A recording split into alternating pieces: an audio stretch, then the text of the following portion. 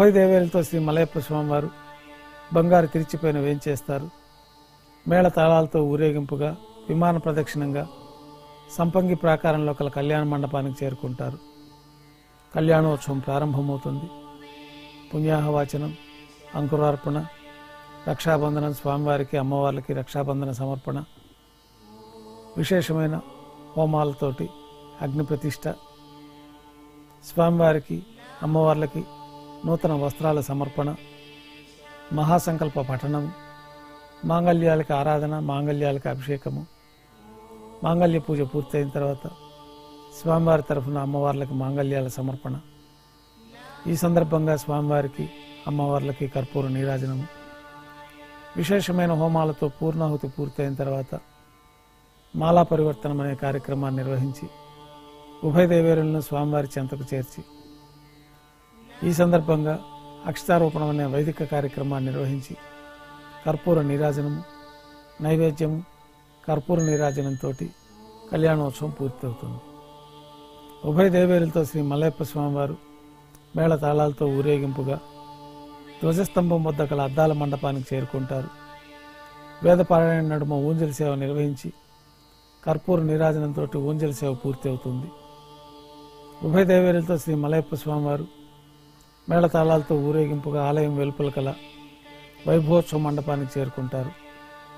అక్కడ ఆర్జిత బ్రహ్మోత్సవంలో భాగంగా స్వర్ణ గరుడు వాహనంపైన శ్రీ మలయప్ప స్వామివారు వేంచేస్తారు. కర్పూర నీరాజనంతో స్వర్ణ గరుడు వాహన సేవ పూర్తి అవుతుంది. హనుమంత వాహనంపైన శ్రీ మలయప్ప స్వామివారు వేంచేస్తారు. కర్పూర నీరాజనంతో హనుమంత వాహన సేవ పూర్తి అవుతుంది.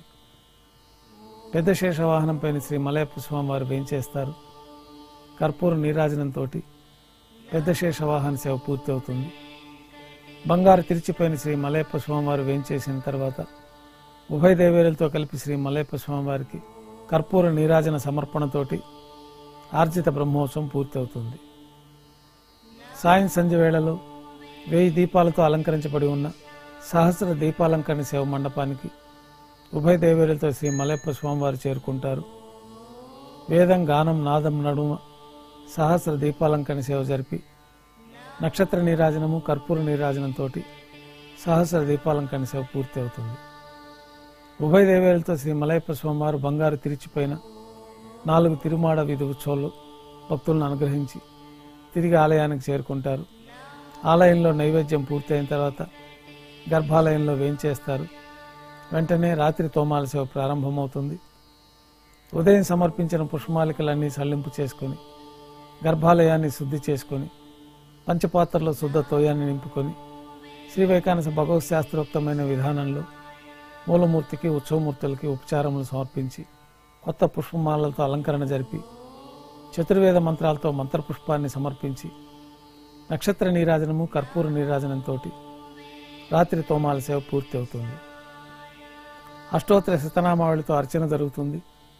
రాత్రి నైవేద్యంలో భాగంగా అన్నప్రసాదాలు, పన్యారాలు, దోశ, ఘంటానాదం మధ్య నైవేద్యంగా సమర్పించి తిరువీస నైవేద్యం పూర్తయిన తర్వాత భక్తులను సర్వదర్శనానికి అనుమతిస్తారు. కొద్ది విరామం తర్వాత ఏకాంత సేవ జరుగుతుంది. ఏకాంత సేవలో భాగంగా రాత్రి సమర్పించిన పుష్పమాలికలన్నీ చల్లింపు చేసుకొని గర్భాలయాన్ని శుద్ధి చేసి పంచపాత్రలో బ్రహ్మ తిరువారాధన కోసమై బంగారు బిందులోని తీర్థాన్ని సమర్పించి బంగారు పట్టు పాన్పు పైన కౌతుక బేరమైన శ్రీ భోగ శ్రీనివాసమూర్తి వారిని వేంచేపు చేసుకొని ఏకాంత సేవలో భాగంగా దారోష్ణమైన గోక్షీరము, పాలు, పండ్లు, జీడిపప్పు, ద్రాక్ష కలిపిన మిశ్రమాన్ని స్వామివారికి నైవేద్యంగా సమర్పించి కర్పూర నీరాజనంతో ఏకాంత సేవ పూర్తి అవుతుంది. ఓం నమో వెంకటేశాయ.